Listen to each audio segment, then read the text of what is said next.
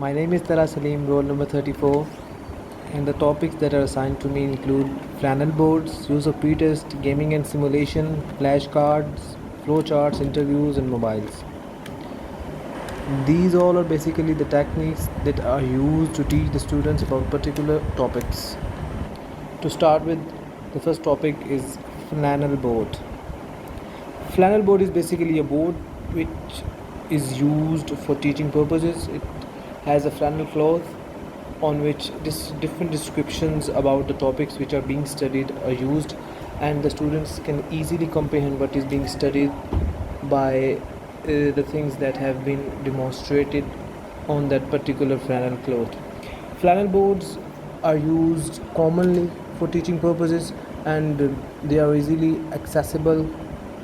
Moreover, their use has been enhanced in the teaching in the progressing countries, because the technology is a bit fragile and frail in these countries. So this is the most, you can say, this is the most common method that is being used and applied to study, and the students being taught in their best of in the best way. The students being taught in the best way. The second one is use of the pretest.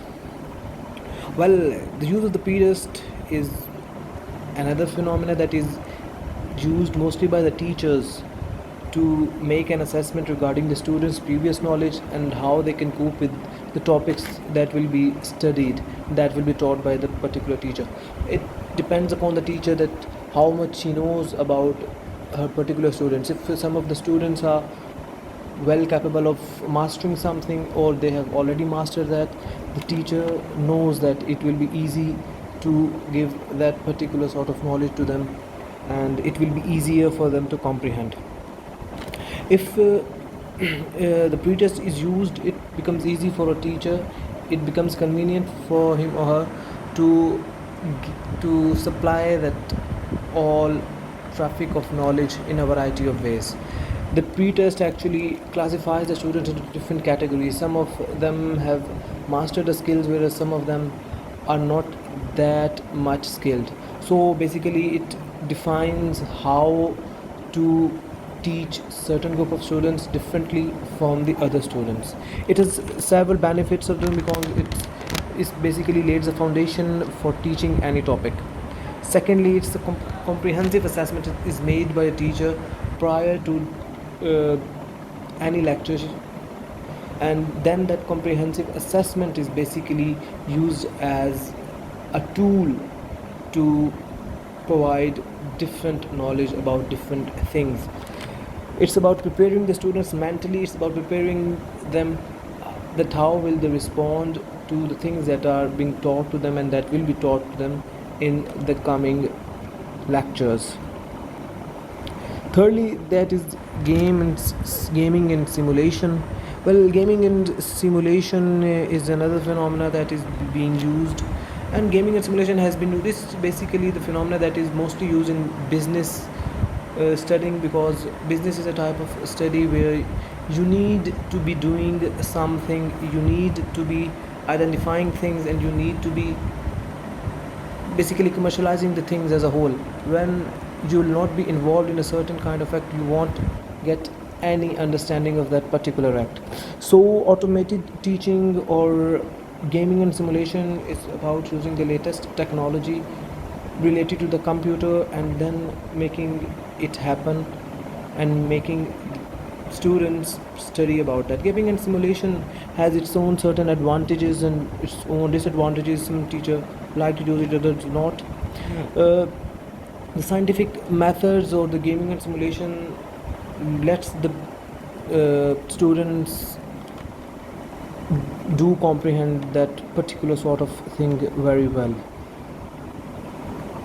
Then comes the flashcard. It is a very common phenomena that is used from the nursery, teaching a small kid to the upper level of study. It's basically a flashcard is shown in front of the class so that each and every student can see it, can comprehend it, and can indulge in him what is being displayed on that flashcard. The flashcard It can be of different types. They can be opaque. They can have two different surfaces and having different things incarnated on both the surfaces. So flashcards of various types and various things can be comprehended with the help of these flashcards. For example, if a new vocabulary word from an English is introduced to the students, it's easier to just use a flashcard and make all the students view that easily and comprehend that. This practice is so common in the classrooms, and the flashcards are being used for the teaching purposes. There could be different types of flashcards as already discussed, and different flashcards will have obviously different effect on the students. When the students are of smaller age or the young students, it becomes easier for them to comprehend a visual flashcard than a written flashcard, whereas when the students are grown up and they become an adult, it becomes easier for them to comprehend a written phenomena on that particular flashcard. After the flashcard comes the flowchart. Flowchart is another very common method of teaching. The flowcharts are being made in different classes to show a precisely and an ordered thing. If you want to teach a particular topic with an ordered and precise management, flowchart is the best method to be adopted. It has a particular sequence, the things are numbered accordingly, and a full flowchart is being made to make the students comprehend regarding what is being taught. Next comes the interviews. Well, interviews are so common in our society. Prior to every job, prior to every service, interviews are being taken, and the one who are aspirants give the interviews, and the interviews are taken by the interviewers.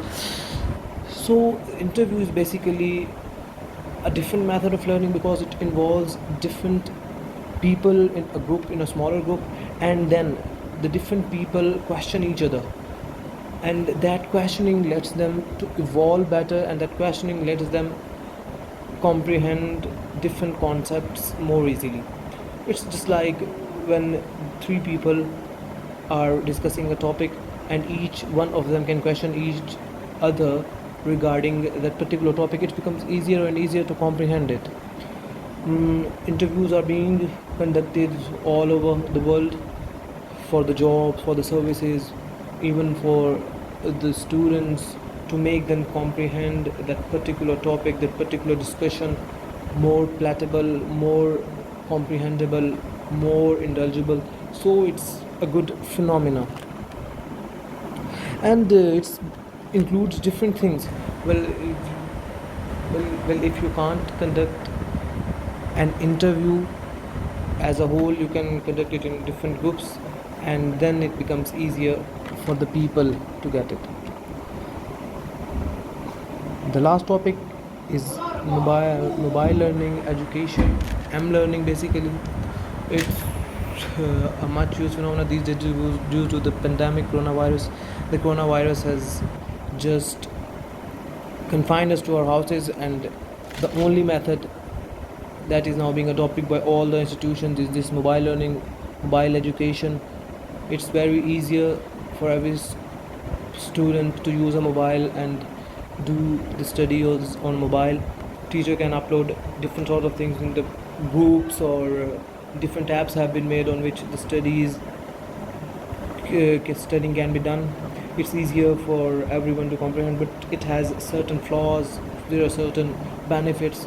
The flaws include that it's very, very difficult for the students to remain studying on the mobile phone, because mobile phone has variety of apps and people are indulged in variety of activities, so it becomes difficult to focus on a particular subject being taught. And another is that in a country like Pakistan, where the internet services are not available all across the country, the internet services are confined to a particular part, and all the people do not have an access to internet, so it becomes difficult for the people to have learning. Otherwise it's a very good tool for teaching. That's it. So basically this presentation included different teaching tools which are being adopted and which are being used to teach the students and make them study efficiently and proficiently. Hopefully you'll understand what I just think I thought about. Thank you.